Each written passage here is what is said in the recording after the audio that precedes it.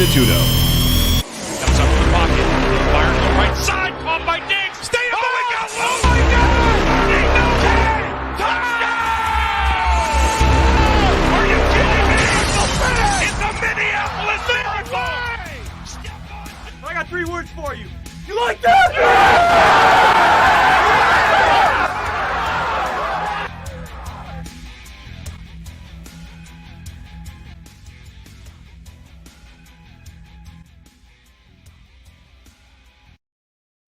Welcome to the Rest Stop. We're live here on Thursday night in Las Vegas, 9 o'clock Pacific time, February 25th, 2021. My name is Brad Restituto. I'm your host of the Rest Stop. Thanks for joining us. Got a good show for you tonight as we're finishing up the primetime game on TNT in the NBA. Great night of NBA action over the past couple days and the past week. We're coming up on All-Star break, All-Star week. So we'll get into some NBA and seeing how it's going to shape up for the rest of the year. But some fantastic basketball tonight as the Pelicans and the Milwaukee Bucks going back and forth, fearing the deer in Milwaukee tonight. And the Pelicans and the Bucks both are two of the most head-scratching teams in the entire NBA. So inconsistent up to this point, but so much talent. Dante DiVincenzo having a fantastic game for Milwaukee. Giannis, 37 points. And Zion Williamson over the past month has been just unstoppable. And seeing how unstoppable Zion is, how much improvement Lonzo Ball has had at the point guard position, Steven Adams in the middle, it just makes you wonder how the Pelicans aren't above 500, but a team like the New York Knicks are one game below 500, and they get a big win tonight, scoring 140-plus points against the Sacramento Kings. So we'll definitely get into some NBA right off the bat. Got a good show for you. We'll pick up some of the conversation we left off on Tuesday with Mike Pritchard, talking a little bit about the state of the mental health of professional athletes in the NFL. I took Brian Bravo's request and I watched the movie Concussion today. I was a little late to the party. I knew quite a bit about CTE, of course, the disease induced by concussions, a lot of head trauma, a lot of information in that movie that I didn't know, a lot of details. So we'll discuss more about that, the mental health aspect of professional sports. I got a nice, fun interview for you towards the end of the show with Braxton Selvey. He's an 8-year-old young man here in Las Vegas. He's an avid wrestling fan, and little did I know he has many more talents than that. So we'll get into that towards the end of the show, so make sure you stay tuned. And if you miss any part of this podcast live, make sure you check out the live audio and video version of the show on my YouTube channel, Brad the Believer. Subscribe, like, give us some support there. You can check out this show live on www.twitch.tv/Chris Landry Football. Download the Twitch app. The Rest Stop will be underneath that umbrella. And, of course, the audio podcast version of the show can be found on any of the podcast platforms. Search Landry Football Conference Call, and the Rest Stop will be underneath there. So I want to thank everyone for joining us. Stick with us here, and we'll jump right into it. Joining me, as always, every Tuesday and Thursday, Spencer the Wiz, Spencer Ostrowski. Follow him on Twitter at Spencer the Wiz. Spence, we're in the house tonight, and the NBA is rolling on TNT as the Milwaukee Bucks and New Orleans Pelicans are going back and forth.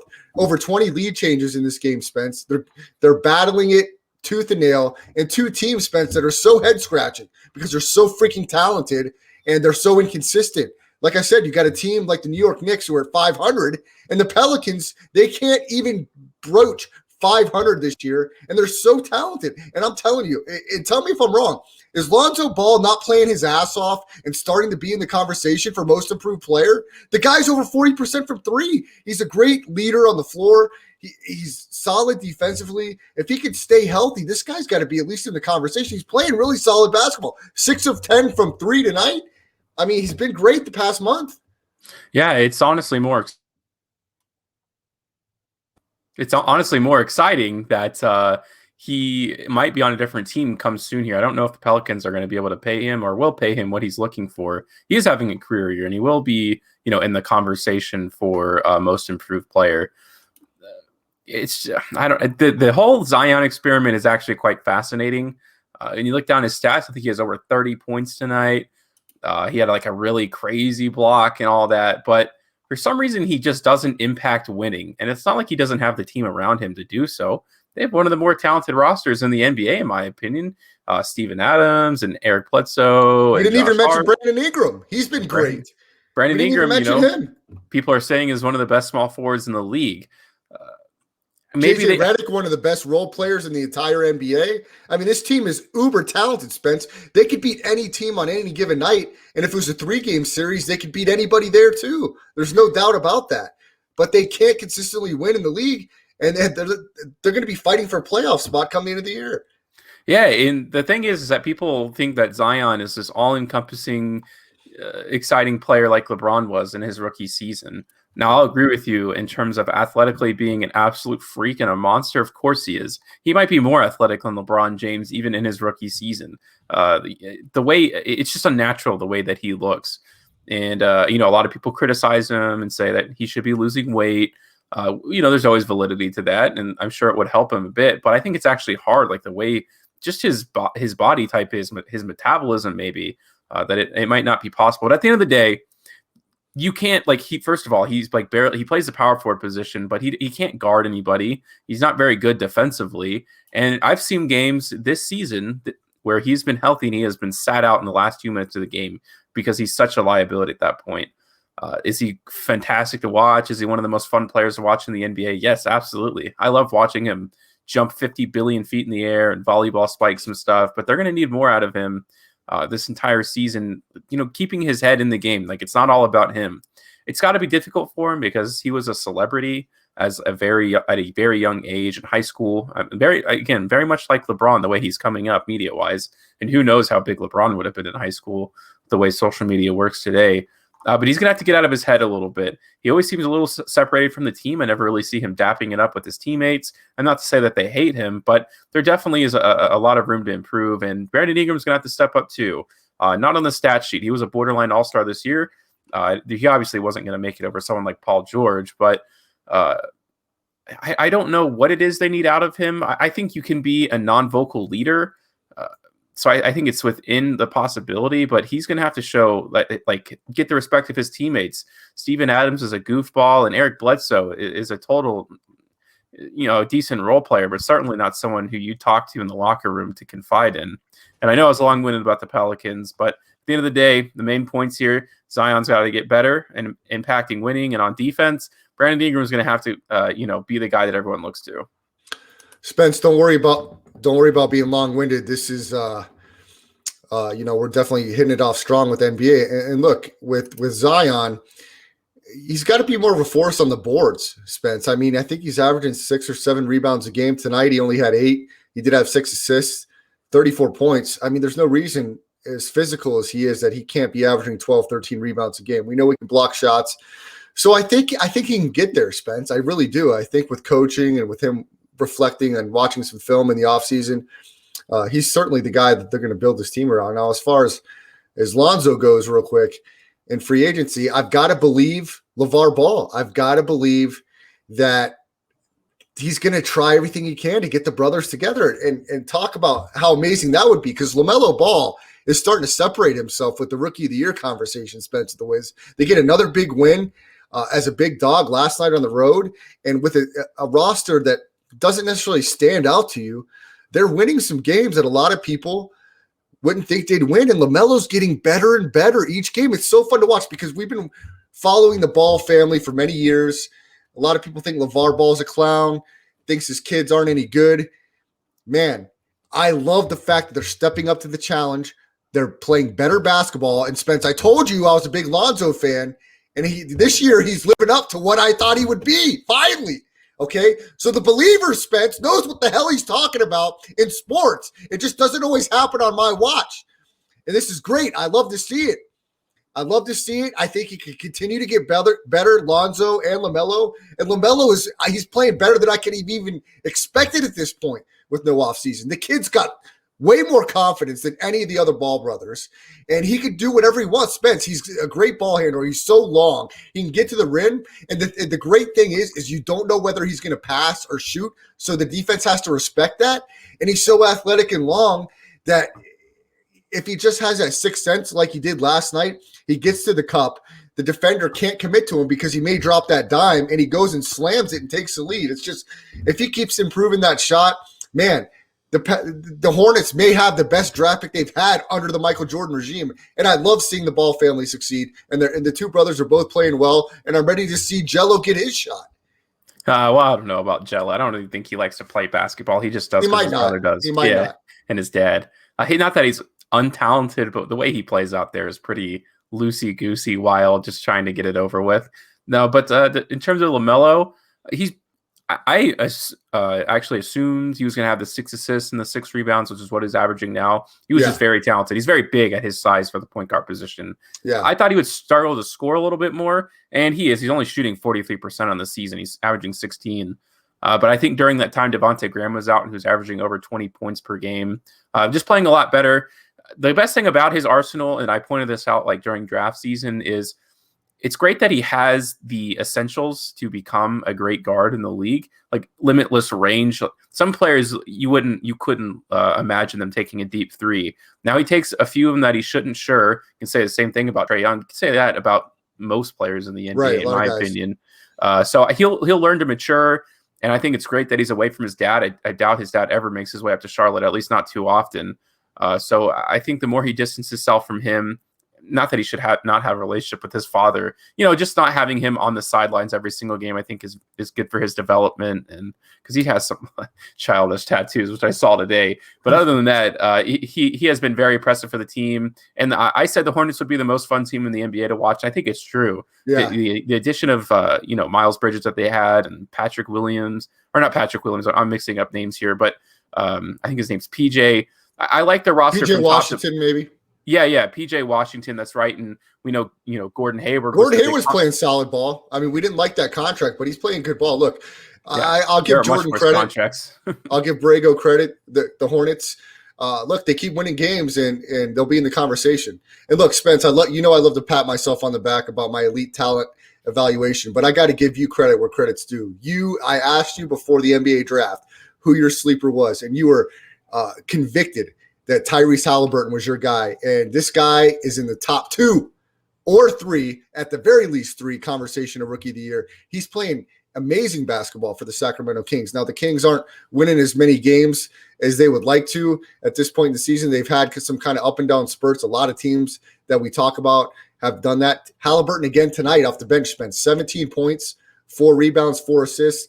I mean, look, you were spot on here, man. The Kings, they lose tonight to the Knicks. The Knicks are only 1 game under 500. Julius Randle, again, leading this Knicks team, 21 points, 14 rebounds. Now, that's the type of number Zion should be having in the rebound department, which I think he can get there. Derrick Rose, like the acquisition there, 18 points tonight for D. Rose, 7-11 from the field, 2-2 from the three-point line, and 2-2 from the free throw line. So D. Rose, a nice performance. And Alec Burks off the bench, 24 points. Isaiah Quickly off the bench, 25 points. So look, Tom Thibodeau is showing that he's a damn good coach, because he's done it everywhere he's gone pretty much. And to do it with a Knicks team that on paper doesn't look very talented, it's pretty impressive from the Knicks. But that's lost in the fact that I was giving you credit for your Tyrese Halliburton evaluation. And Spence, I know it's tough to navigate our opinion on the league itself, because it's not the basketball we saw in the 70s, 80s, and parts of the 90s, but the talent level is so great. It's tough to bet, but on night in, night out basis, to see these guys play at such a high level, we love basketball. And if you love basketball, you're going to understand the changes with the game. But overall, it's a fun game to watch if you're a basketball fan, which both of us are. Yeah, and I think it'll be like a pendulum. Well, maybe not a pendulum, but I do think we'll see a setback. I don't know if you saw the end of the Nuggets game, the Nuggets-Wizard game, which I'm kind of sick to my stomach because I had the Nuggets tonight. This game should have gone into overtime. So at the end of the game, they actually got a huge rebound, a huge stop. It was like a steal or a missed shot, something like that. And the Nuggets got on the fast break. Down 2, mind you, only 2, with like 7 seconds left. So they have time to go down the full length of the court. They got a long rebound. So it was a 3-on-1 situation at the end of the game. And instead of taking it to the rack for the easy bucket to go into overtime, they passed the ball twice at the 3-point line just to try to win the game. So, the Warriors revolutionized the 3 ball. Everyone thinks that they have to shoot every shot has to be a 3, or there's no mid-range game anymore. And then now what you're seeing is a resurgence of the center position. And the Rockets obviously tried to go to the true extreme of that and try to say that most of your shots should be 3s. So everything, requires balance. And I think a lot of it is reactionary. And these changes can't happen overnight, because when the Warriors are revolutionizing basketball, guys got massive contract, 4-year deals where they should not have because they could shoot the ball a little better than anyone else, like David Bertans. I don't think a guy like him will ever get that kind of money ever again. But until his contract's up, until all these guys' contract is up, we're still going to see a lot of this type of ball. But you're going to see a lot more development into the post. I think recently it's a higher percentage shot just naturally. And people are learning how to defend the three-point ball more efficiently than ever before. It took a few years to figure out, kind of like running in quarterbacks in the NFL, where like RG3 and Colin Kaepernick were having field days their first season. And it was the new hottest ticket, the new item. You got to get a mobile quarterback who can run the ball and pass the ball equally as good, or equally as well, I should say. And then, they adjusted. RG3 became basically unusable. Colin Kaepernick, even before his whole arc or storyline, whatever you want to call, he wasn't playing that well either. And I think that's what's happening too. But to talk about Tyrese Halliburton just for a second, it's actually interesting because will Tyrese ever be a multifaceted 3-level scorer who can handle the ball like Chris Paul? No, he will not be. So he has a clear ceiling. But what I think is interesting is that NBA teams are like only interested in potentially the greatest player, like Anthony Edwards on paper with his, intangibles, the way, like his size, it could be really good, but he's shown that, he's pretty ineffective at times. His shooting percentage is awful. He's been really bad. But I knew from day one that Tyrese was going to be a pretty good guard. That's just a fact. He's going to be an effective guard. He's going to be able to shoot the 3 ball from quite an extended range. He's going to be immediately one of the best pick and roll point guards in the NBA, in which my opinion he is. But because his ceiling wasn't that high, he fell all the way to the Kings, which is disgusting. He never should have done that. So I think people in the draft need to change their philosophies. And you could say the Chicago Bulls did that a little bit too, with Patrick Williams getting drafted like 4th or 5th overall. Because he's not that great, but he's very solid. He will put up good minutes for them every single night. So it's just the poor franchise are looking for more marketable guys, so they take higher risks in the first 3. Tyrese will definitely, I don't know if he'll make first team because he'll have to be fighting with LaMelo. If he can get the 2-guard spot, he definitely will be first team, if not second team at minimum. Spence, I want to talk a little bit more about the Wizards again winning in impressive fashion, but let's talk a little bit about the parity gap is kind of closing a little bit, I think, in the NBA. You've got teams being more and more competitive. I mean, if you go all the way down to the Cleveland Cavaliers, which is the second to worst record in the entire Eastern Conference, they're 12-21. Well, if you move all the way up to the 4th seed, the Indiana Pacers are 15-15. So in the win column, they're only 3 games out. And we're talking about from 4 all the way down to the last team, the next last team of the Eastern Conference, Spence. And really we're talking for most teams, 33, 32 games. I mean, we're talking the Cleveland Cavaliers only 10 games out of the win column out of first. So nobody's dead yet, at least in the Eastern Conference. We go to the Western Conference, of course, the Jazz off to a racing 26-win start. The Houston Rockets and Timberwolves are the worst of the bunch, but the Oklahoma City Thunder, who, have 13 wins, 19 losses, only 1 game in the win column behind the Pelicans, who we just mentioned. And this is incredible to think of with Billy Donovan gone, no Chris Paul. People are thinking this is going to be the worst team in the league, Oklahoma City. They're only 10 games in the win column behind the Clippers, who are the 2 seed. I know 10 games seems like a lot, but in the grand scheme of things, it's really not. I mean, that could change around right before the All-Star break. And we're talking about, and I'm talking about away from the 2 seed.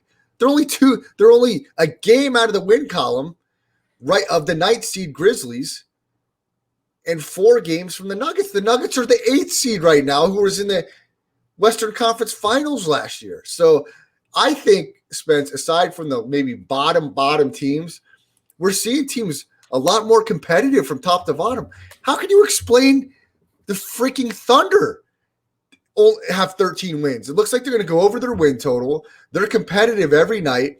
I feel like the gap is closing a little bit. And with this COVID and with the injury situation, I know it does. I know you're giving me that look there. But night in and night out, it's hard to predict, man. No, it is. And the only point that I essentially agree with you, but there is like one quintessential part that I don't. And it's that the NBA is much less competitive now. And when I say that, I'm talking about playoff time. Teams like outside of the top three, you want to talk about the East, like they wouldn't even be in the playoffs if they played in the West. So yes, do teams on a night-to-night basis, are they more competitive? And is basketball a little more entertaining because any team can win on any night? Yes. I actually think this is a pretty good year of basketball. I've enjoyed watching it quite a bit. But when you say competitive, I think has a chance to make a run at the playoffs. No one 4 and down for the East is going to touch anybody. So that's out of the question. And is anybody going to beat the Nuggets? Or the Nuggets are probably not even going to make it out of the second round this year. Is anyone going to challenge the Clippers, the Lakers? And you could say the Utah Jazz, although I'm still not convinced on them just yet. I know they're winning a ton of basketball games, but I think it's going to end up killing them in the end. So, yes, is the league more entertaining? Is it more competitive from my standpoint? Absolutely not. It's actually extremely less competitive. The fact that the Grizzlies were able to take out the Spurs as an 8th seed about 6 years ago, or it may have been 6 or 7 years ago now, that is a truly competitive NBA. Because they went to the conference finals like a small market team. Small market teams have zero chance of making the finals right now, the way the league is structured and the way player movement's going. If you're just joining the show, the Rest Stop every Tuesday and Thursday, 9 to 10 Pacific time on twitch.tv, Chris Landry Football, the Rest Stop underneath there. That's Spencer the Wiz. I'm Brad the Believer. We're talking heavy NBA right now. We're also going to get into a couple pop culture topics in the news, and then we're going to finish up the show tonight with an intriguing 8-year-old. His name's Braxton Selvey. Talked to him a little bit yesterday, and we'll bring that interview to you. I thought it was going to be a wrestling talk, but this guy's got many more talents at 8 years old than I could have ever imagined, so make sure you stay tuned for that. Spence, to finish up our NBA talk, you make a really good point. How interesting would it be if we were talking 3-game series in the first couple rounds? Then I think some teams might have more of a shot. And look, Spence, we can't discard this COVID stuff and the injury situation off this short season. The Lakers clearly are not the same team right now, as they're free falling at the moment. They're playing right now how I expected them to play at the beginning of the year. Now, I don't think we're ready to overreact yet, but they had another loss. Was it last night? They got destroyed by the Jazz. And Brian Bravo, to answer your question, the Jazz, their chemistry is A+ right now. And they're shooting the 3 ball better than anybody here over the last 20 games. I mean, I think what they have, Spence, over 18 or 23s last night. Everybody is cooking from the 3-point line. Joe Ingles, Jordan Clarkson is going to be the 6th man of the year. I think he's building a huge lead for that conversation. Donovan Mitchell, of course, we've talked about him. He's one of the rising stars in the league. And there doesn't seem to be any ill will with Rudy Gobert from last year. That guy is up to this point, living up to that big contract he extended. He's hitting his free throws. He's a presence in the paint. And you mentioned it, Mike Conley. And Spence, you know Mike Conley well. He was a former star with the Grizzlies. The Jazz are just getting contributions from everybody top to bottom. And Quinn Snyder is a fantastic basketball coach. And if the Jazz continue to play with this kind of chemistry and they stay healthy and other teams don't stay healthy, we could be talking about the Jazz with an opportunity to win their first NBA championship as the Utah Jazz. Karl Malone, John Stockton attempted and failed against the Jordan-led Bulls. The Jazz have a real shot to win this title if they stay healthy and other teams don't. Yeah, a lot of credit deserves to go to Dan Snyder's way, and he is the coach for the All-Star game, if I'm not mistaken. Quinn Snyder. Dan Snyder, the creepy producer. That's a discussion for another time. But no, from top to bottom, they have a great team. The stepping up of Jordan Clarkson, who played okay last year, but now he is like kind of the dedicated 6th man of the year. Bogdanovich, I think, was hurt for most of last season. Mike Conley's he was hurt last year. He had actually a pretty bad injury. There were times where they're talking about him coming off the bench. So it's nice to see him as a Memphis Grizzlies fan kind of get it back on his feet and play the way that I was accustomed to seeing him play for the first my entire life, basically, or for 10 years in Memphis, however long it was there. I also, the bandaging of the relationship between Rudy Gobert and Mitchell, none of this happens without that.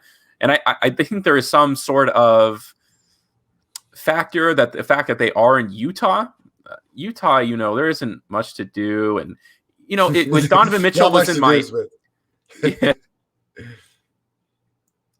in my opinion, at least. But, if you're in Miami and you're around celebrities, or if you're in LA and you're getting people in your ear kind of telling you what to think, he may have truly been gone. Because, influencers and just the whole idea of celebrity life. There is no celebrity life in Utah. It's pretty low key. And I think Donovan Mitchell actually doesn't like living in Utah. I've heard he doesn't, support some of the policies that Utah puts out there, a little more of a conservative state, obviously. But yeah, I think the fact that all they had really was time to amend their relationship probably played a little bit, the reason why they're so successful. There's no distractions over there. In addition to having a great team makeup. I'm sure that's the most important part of it. But they're playing as a cohesive unit. They're winning without Donovan Mitchell. That's how good they've been from top to bottom. Because once they, the fact that they have Bogdanovich and Ingles, I think is really the core of how their team works. Two defensive-minded 3-and-D guys who are very good, goes a very long way. Joe Ingles in particular is one of the best knockdown shooters in the league. Anytime you have that comprised is good. The only issue long-term is, I know Donovan Mitchell is a superstar. He doesn't make the kind of shots that LeBron James makes or Kevin Durant, those ridiculous, how did you make that? Or there's no way you should have made those kinds of shots. And to win a championship, you have to do that. So until I see that from him, I think the Utah Jazz could go to the conference finals. But past that, I say no. Yeah, well, we got to see how the dominoes fall with these other teams. Kawhi Leonard and Paul George in and out of the lineup. So I just don't see the consistency yet to this point with the other teams that are going to tell me that they're going to be able to sustain this shortened offseason, shortened season. I've got to believe Paul George and Kawhi will be ready to go playoff time, but they don't have Montrezl Harrell, which is a big glue guy on that team. Lou Williams is not playing like I'm accustomed to seeing him playing. That's going to really maybe be championship basketball. Maybe Kawhi turns that switch under new head coach Ty Lue come playoff time, and I could easily see that happening. How healthy will this team be? That's the question I have. And will they be able to do it over 7 games? I mean, they failed last year. I do think they'd be in pretty good position, especially if Anthony Davis doesn't get back fully healthy. So, look, it's going to be a great run here in the NBA, and we're in the heart of basketball season right now, Spence. We're in the middle of the offseason of pro football, college football, and the draft is coming up, which we'll get into next month in the month of March. I know Spencer the Wiz is diving into that deep. I know Brian Bravo and some other people out there are big baseball fans. And here's the thing, pitchers and catchers will report soon. But here's the thing for me, guys, at the rest stop. And Spence, you may have a different opinion, and please chime in. But at this show, for me personally, baseball is too long. I can't deal with 162 games, especially with no people in the stands.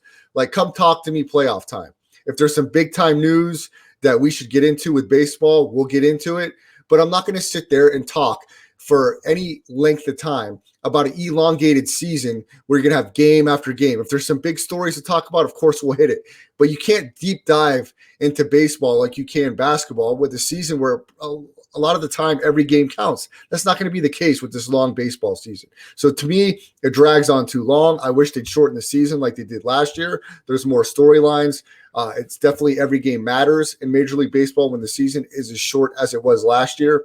But for the most part, come playoff time, we'll dive more into baseball. I know, of course, here locally in Las Vegas, the Golden Knights are a big deal. We're still in the beginning stages of the season. It's tough with no fans. The Knights are playing pretty well here locally in Las Vegas, which we, of course, still have full support.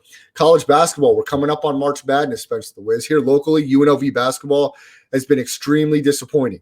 You can speak to that, Spence. I mean, a lot of people on social media here locally are saying TJ Altenberger is the worst coach in the Mountain West Conference. I have not followed them enough this season to make that assessment, but I know they're definitely not playing very good. Their record's not very good. They're losing to teams they should probably beat, and that's not the expectation. Desiree Reed-Francois, the athletic director of UNLV, that's not the expectation she had when she hired TJ Altenberger to come from, I believe it was North Dakota State or South Dakota State. It was one of those three. When they brought him over to come coach this team, the expectation was him to bring them back to the level of competing for a Mountain West title. That has not happened, and that probably won't happen at the way they're going right now. And they'll be looking again for another coach to get this program back on the rise. And this is a program, Spence, at UNLV as college basketball, like I said, in the height, we're coming right on the doorstep of March Madness in this pandemic shortened basketball season. But the UNLV basketball program has been an afterthought in Vegas sports now with the Raiders here, with the Golden Knights. I mean, we're even talking AHL minor league hockey before UNLV basketball. And this is not a good sign for UNLV basketball, UNLV football, who had a terrible year. That should not be happening here in the Vegas Valley, which is becoming a sports mecca, an entertainment mecca, regardless of this pandemic. Vegas is a great place to live. It's a great place for sports. And these two once prominent, well, maybe not football, but the basketball program was very prominent in the 90s, is nothing to even talk about right now. It's very disappointing here in Las Vegas. Well, UNLV has to change from a fundamental perspective. Before, they had one of the best coaches in the country, that Texas Tech guy. He got a sniff of what UNLV was. Yeah, he got a taste of what being a UNLV coach is like, and he left. He signed his contract and left as soon as he got another offer that was attractive to him. As I sit here in the seat right now, February 25th, I also have not gotten my degree. I graduated in December. I do not have my diploma just yet. So, I mean, it goes well beyond that. That's just a random criticism that I just wanted to say in a public forum since I have a chance to. But beyond that, like actually being at school, it's not a real school. You can get your diploma from there, and that's what I'm hoping I eventually get at some point in my life. But there's no culture. Like, I bet you there are students at the school who have no idea we have a football team.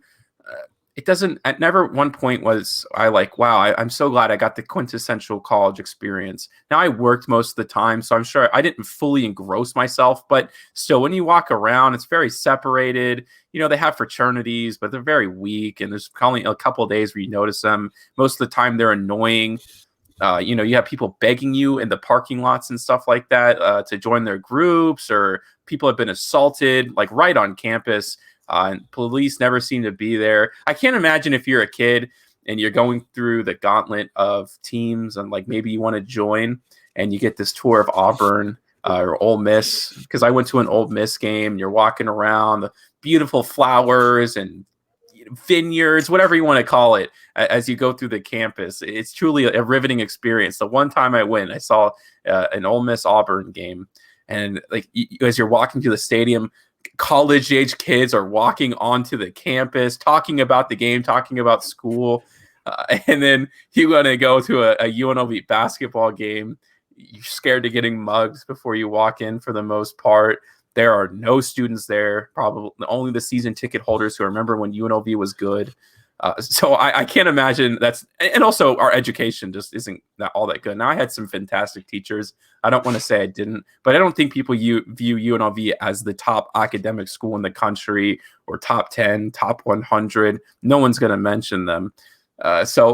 And the thing is until UNLV basketball is good, no one's going to care about them. It seems kind of obvious to say that, but I do believe if the team was going to March Madness, there would be a lot of people talking about it in the city. It holds a lot of weight. The UNLV basketball program does. But until they can make the school a school, they will never be successful. And I was there for 4 years, so I think I have a pretty valid opinion when I say that. And all the friends who I talk to kind of share that same sentiment on UNLV. That's Spencer the Wiz. Follow him on Twitter at Spencer the Wiz. Spence, I hope you're ready for the Brian Bravo experience, okay? Because he's losing his mind in the chat here. He clearly is tequilaed up over here on the chat because he's talking about he's got a law degree and he's just losing his mind right now. Brian Bravo has no such thing as a law degree. Don't let him fool you here. LSAT. I mean, anything Bravo says, you might as well just chalk it up to the Jose Cuervo, okay? You got to ask him for proof, Spencer the Wiz. And I'm introducing this, and we'll bring it out now. Spencer the Wiz will be taking over the rest stop March 16th and 18th, a Tuesday and Thursday, as the Believer will be out of town. And I'm trying to orchestrate a Brian Bravo, Spencer the Wiz episode. But Spencer, you're going to have your fishing pole and all of your hooks in for this Brian Bravo experience, because this guy is a lunatic and he has to be controlled because he's losing his mind. He's just going all over the place. There's no such law degree anywhere in the realm of the life of Brian Bravo. Okay? Yeah, I'll have to hotkey his mute button somehow. I'll have to program that. But it's great. It's great that Bravo's in the house. He's now El Chapo's lawyer. He's saying this is fantastic. Great job, Brian Bravo. I'll give you credit there. That's excellent stuff there, my friend. Spencer the Wiz, Brad the Believer, the Rest Stop every Tuesday and Thursday, 9 to 10 o'clock Pacific time. Brian Bravo may have biscuits in the oven as we speak, as we're wrapping up this segment here. And Spence, let's quickly get into speaking of two chupacabras, a little pop culture news, as it's came down in the storyline that in the stories of pop culture that Lady Gaga has two dogs that are missing. And why are these dogs missing? Because her dog watcher was shot. And now there's a reward of $500,000 for the safe return of Lady Gaga's two dogs. And immediately, Spence, without doing any research on this story, I'm sniffing out scam. It's got to be a scam. And here's how I think it's going down. This is an orchestrated hit by the dog walker to collect this ransom. I'm convinced of it. I think he was shot. Okay, well, whoever it was orchestrated their own shooting to collect part of this reward money. It seems feasible to me. How else could you explain it? Well, there is a video. Spence, I just lost you. You can't dive out on us in the middle of this breaking news from this morning. Lady Gaga, a $500K reward. There is a video of the guy getting shot, and he's like screaming. I'm not saying I wouldn't if I got shot. I'd probably be a little hysterical, but the guy was really hysterical, and they took that would be crazy if he's willing to get shot for $500,000. Now you might say, sure, Spence, but are you not willing to get shot for $500,000? You got to really trust the guy to not hit some sort of vital area. Maybe if it's in the shin, I guess you probably. Are you kidding me? That would be one of the worst. Where would you, if you had to get shot? Where would you? In the arm, I guess. In the arm, in the upper chest, where I could not. I wouldn't want to get shot. I mean, that's scary. If I could get away from the heart. Yes, yeah. In but the I'm leg, saying is, you're planning the upper leg, maybe. You're planning a hit, or not a hit. You're planning to get shot with somebody, and it's going to be on camera because like wherever neighborhood she lives in, probably everybody has very advanced camera systems, and that's how TMZ got the footage, is because their neighbor's little camera there. Okay, so me and you, I'm the dog walker, and I say you want to shoot me. Okay, so we say we'll stage it in the open street. It'll make it look great because it'll get picked up on camera. Now, the only issue with that is if I say I want you to shoot me in the chest, well, we got to do this in one take because we're not going to practice me getting shot in the chest. Right. And when you're a little nervous, even if we're planning this, like we're friends, whatever, you got to aim the thing at me while still yelling at me, trying to convince me. I do not trust anybody who is going to shoot me that close. So I would say the shoulder would probably be okay, but you really got to be dedicated to get shot in the shoulder. That could cause like damage for the rest of your life. So I say no. I say this is real. The guy's screams were pretty convincing to me as I watched the video. And you'd have to be pretty convinced that this would lead into that handsome payday, because I think this could end up being like a 30 for 30 pop culture style with this whole situation and story, as the news just keeps getting weirder and weirder by the day, Spence. Tiger Woods in a daytime automobile accident that almost cost him his life. Lady Gaga's dogs are gone. The dog watcher shot, $500,000 reward. So I really don't know what the hell is going on in this world. I'm just lucky that me and you can come to a place of peace every Tuesday and Thursday on the Rest Stop. But Spence, I'm going to get everyone prepared for this next spot here as I talk to a quite interesting young man over the last 24 hours. His name is Braxton Selvey. And to tell the audience how this came about, Cassandra Cusino, the Sportsnista, a friend of mine who also works here in the sports media, put a post on Facebook talking about her son's love and passion for wrestling. And he was actually doing a report on a wrestler. Well, initially, of course, that tugged at my heartstrings because I'm a huge, huge wrestling mark. I've been since I've been 6 years old. I've got stories for days as a kid watching wrestling, loving wrestling. And of course, back then, you never really had a clear avenue how to get your foot in the door in the wrestling industry like you do now. It's all over social media. In my day, it wasn't that much readily available. So I wanted to reach out and pursue Cassandra to talk to, see if her son Braxton would come on the show, talk to us for a little bit. And I wanted to kind of pick his brain about his passion for wrestling. So I got to do that here in the last 24 hours. We'll play some of that for you. And not only did I learn a little bit about his passion, I learned some stuff that was certainly unexpected. So we'll play some of that for you right now. All right, welcome to the Rest Stop. This is February 25th, a Thursday, and joining me as a special guest here on the Rest Stop, avid wrestling fan, possible future star in the wrestling industry, Braxton Selvey. He's 8 years old. He's a big wrestling fan, and I'm excited to talk to him about some of his wrestling passions today. And you'll see next to him his lovely mother, Cassandra Cousineau, also known as the Sportsnista. And you can follow all of her stuff, Instagram, Twitter, at the Sportsnista. She's blessed me and allowed me the opportunity to speak to her son. Braxton's her son. And Braxton, thanks for coming on and talking to me a little bit about wrestling. I'm really excited to learn more about you today. Thank you for having me on the Rest Stop. Oh, you're welcome. I'm excited to have you. The first thing I want to ask you is, when did you first start watching wrestling, and who introduced you to wrestling? Well, my dad mostly, but like usually in when we lived in California, me and my brother played like a WWE game. But when I first started watching, it was a Monday Night Raw, and I watched it with my dad. Is your brother that you wrestle with, is he older or younger than you? He's 14. Oh, okay. So you didn't necessarily get the best of him in some of those matches, I imagine, around the house. He tried. He's been wrestling his brother, I think, since he was 6 months old. That's when they started. Well, it's good practice, Braxton. You'll eventually get the best of him. Trust me. I had a younger brother that I wrestled with quite a bit. He's much larger and stronger than me now, so you'll get the best of him at some point. So do you and your dad still watch wrestling together, or are you more of the fan than he is? I'm more of the fan. Okay. Now, do you just watch WWE, or have you checked out some of the new wrestling on AEW? It's on TNT channel. Well, I watch WWE all the time. Well, maybe like every day, but I might start watching AEW. All right, I think you should. I think you'll like it. If you remember, do you remember the Shield in WWE with Roman Reigns, Dean Ambrose, and Seth Rollins? Yeah. I was gonna just say that Dean Ambrose is in AEW. His name there is John Moxley. John Moxley.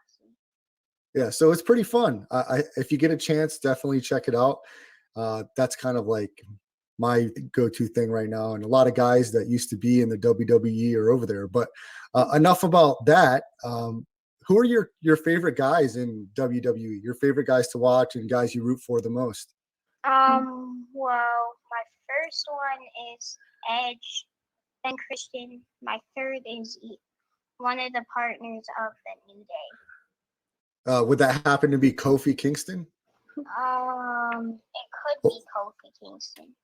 All right. Well, who else is up there? Big E, Xavier Woods. I mean, if you had to pick one, who would it be? Either Kofi Kingston or Big E. All right. As you can see, I wore my New Day shirt today because Braxton, I heard you were doing a report on Kofi Kingston. Is that right? Well, I haven't started it yet, but I've been thinking about it. Okay, you're thinking about it. Okay, your mom told me you had some options, and he was one of the options. Yeah, she pushed him into Muhammad Ali, but he was like, "Well, I'm gonna do both. I'm gonna do Kofi Kingston and Muhammad Ali." Hey, there's nothing wrong with that.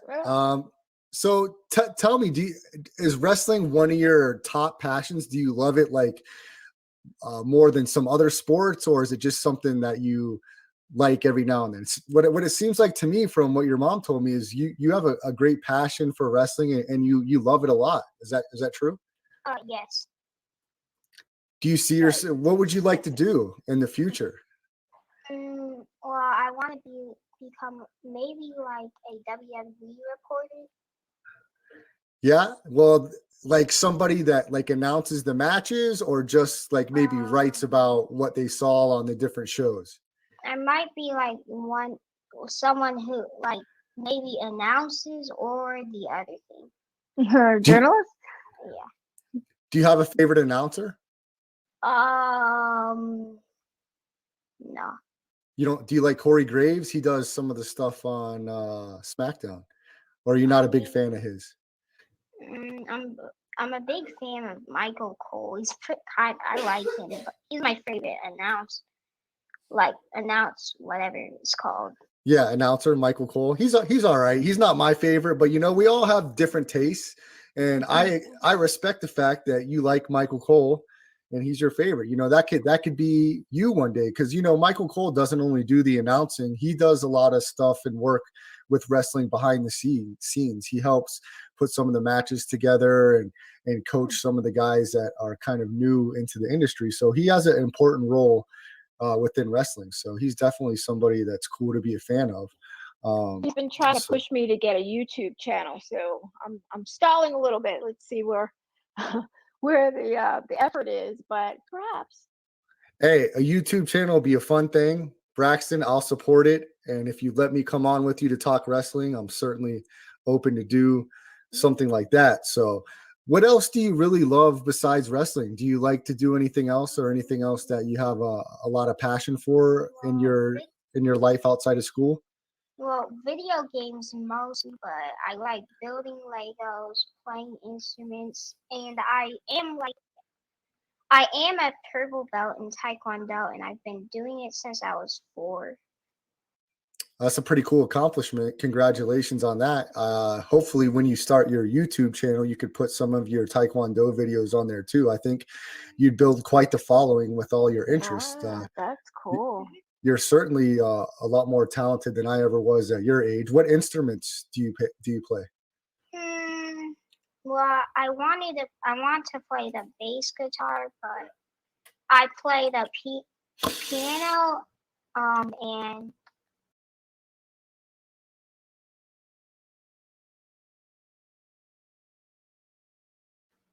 I play the piano and the ukulele. That's pretty cool. Do you like to play with other people? Do you like to play kind of by yourself? Do you do like stuff with a band? Do you have any interest in that? Tell me more. I'm just curious about. Well, I'm just by myself for some reason. Yeah. Some reason. Because COVID. Yeah. Well, that's of course a big reason. What are some of your favorite video games? Are you a Fortnite guy or? Yeah, I'm a Fortnite guy. I play WWE Battlegrounds. I also play WWE 2K20. That's probably pretty cool. I was huge into the wrestling, like 2K. I'm kind of an old guy now, but I'd probably say 13, 14 years ago when Brock Lesnar was first kind of a big thing. I was playing those video games and they were awesome. I would play them for hours and it was a lot of fun. Since then, though, I'm not as good at all of the controls, so I had to kind of retire my video gaming career. Guys like you and some of your probably friends and online colleagues are much more skilled when it comes to all the combinations and buttons. I liked the PlayStation when it only had 4 buttons, so it's a little tougher for me. I didn't know that there was. I've never played video games. I don't know. Well, Sportsnista. Go ahead, Braxton. Well, I usually play by myself, but I also play with my brother, and I play with some of his friends that are like 14 or 13 years old. Well, and his sister tries to boss him around a little bit too. Is your sister kind of bossy? Kind of. Just a little bit. Now, your mom, who's sitting to your right, of course, you could see her shirt. It says the Sportsnista. Are you familiar with some of the stuff that she does? Some of her work in journalism. She's a Sportsnista, of course. Oh. Do you like some of the stuff that she does and some of the people she talks to in sports? Do you think it's cool? Yeah. He was telling me some that he wanted to interview. Who did you tell me today you wanted to interview? Anthony Pettis and Teofimo Lopez not Teofimo Lopez. Anthony Pettis, he trained at the same spot that I do, the same organism, which is Taekwondo ATA. And he competed against my Taekwondo teacher, Mr. Rico. Oh, that's pretty cool. You know, and your mom definitely will be able to answer this better, but there was an enormous knockout in boxing this past weekend, and Sportsnista, you can help identify the names to the people. But I think you know which one I'm talking about. Over the weekend, it was like on ESPN. It was a left hook that really put the guy into a state of unconsciousness. So I'm going to have you jump in here and talk about that this weekend, that fight real quick, because now that we're talking about combat sports, that one stood out. I had to show it to my barber, even though I don't have any hair. They do the beard. I had to show it to everybody I talked to because it was really impressive. Man, so of course it was Oscar Valdez versus Miguel Burchell. It was kind of one of the big fights of the year, the early part of the year that we're looking forward to. Oscar Valdez comes in as the underdog, smaller guy, just stepped up in weight class, and he controlled the entire fight. He had to be perfect, and my God, he was perfect. Rocked Burchell in the fourth, and like continued to have him wobbly until the final TKO came, I think, in the 10th. And it was an amazing performance. I thought Oscar really hadn't been the same since Scott Quigg. If you remember, he fought 7 rounds with a broken jaw, and that changes a man. You know, you got to fight with you know, your tongue hanging out your mouth for 7 rounds. But Oscar has proved to be, I call him a different kind of goon. He is in with Eddie Reynoso, along with Canelo is in that camp. Ryan Garcia is in that camp. Andy Ruiz is in that camp. And if iron sharpens iron, man, he came in ready. Loved it. Loved the performance of Oscar Valdez. That's the voice of Cassandra Cusino, also known as the Sportsnista. And to her left is Braxton Selvey, also known as Big Nings. He's a wrestling fan. He does Taekwondo. He performs musical instruments, loves video games. And I know there's a couple other things I missed in there, but, you know, he's quite the 8-year-old, and I'm excited to talk to him.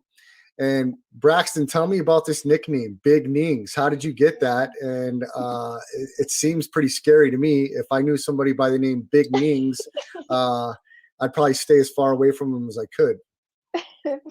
Well, usually when I was like a baby, when I was like mad, I used to say like names repeatedly, and then like soon, even though that it wasn't big, my mom just came up with Big Names because she thought it was funny.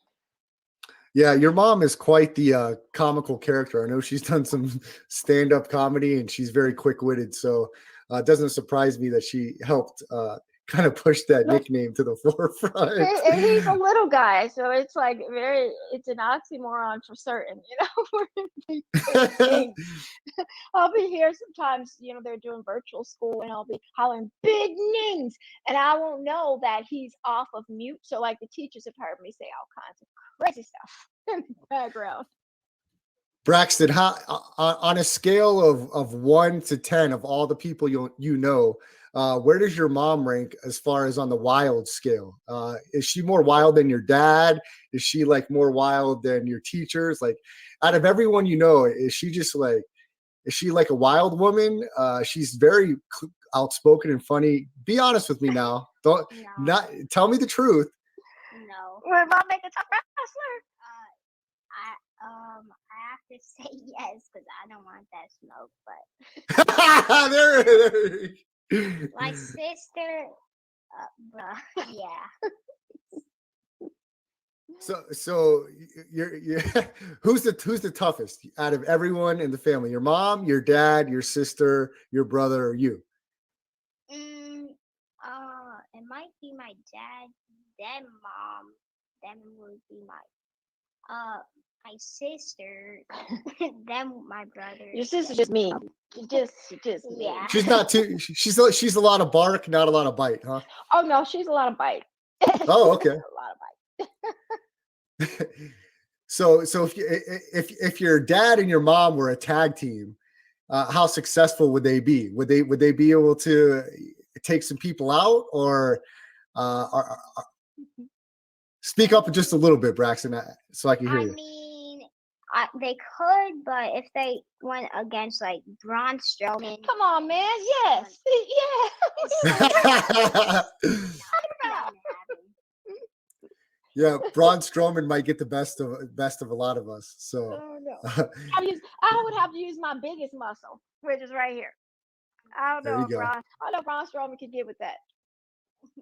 Well, look, Braxton, I really appreciate you taking some time out of your day to talk to me about yourself and your passion for wrestling. And also, I want to thank your mom, the Sportsnista, for also coming on and allowing you to come on. I'm very fortunate to be able to talk to both of you guys, and I'm excited to kind of follow what your next move is here in life. I know it's tough being 8 years old and in the middle of this pandemic, not having school and stuff, but you definitely have a big supporter in your mom, and now you have a new fan in me. So I'll be looking for your YouTube channel, and I'll be asking questions to find out, what exactly you have going on, because I definitely like to follow your career a little bit from here, and in whatever way that I can learn more about it and be of help. I'm excited to see your path. So good luck to you, and thanks again for coming on the show for a little bit.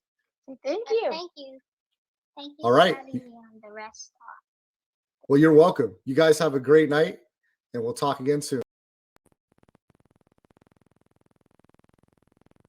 That was my conversation with Cassandra Cousineau and Braxton Selvey, also known as AKA Big Nings. That was really fun. I couldn't help but laughing there at the end, as there was some funny stuff. And I look forward to seeing what Braxton does next. Very talented young man, of course. Big wrestling fan, like myself at that age. So, maybe we could get together after he's done Taekwondo and go to a wrestling school or something and throw some chairs at some people and, throw a few crescent kicks and karate chops. I'm always down for that. And Spencer the Wiz, jump back on here, because it's funny we talk about wrestling and combat sports and all that stuff, because I have to tell you what I've done recently. This is great. So what I've done recently, Spence, is me and my girlfriend have purchased a pair of boxing gloves, and we go to the park and I let her just beat on me.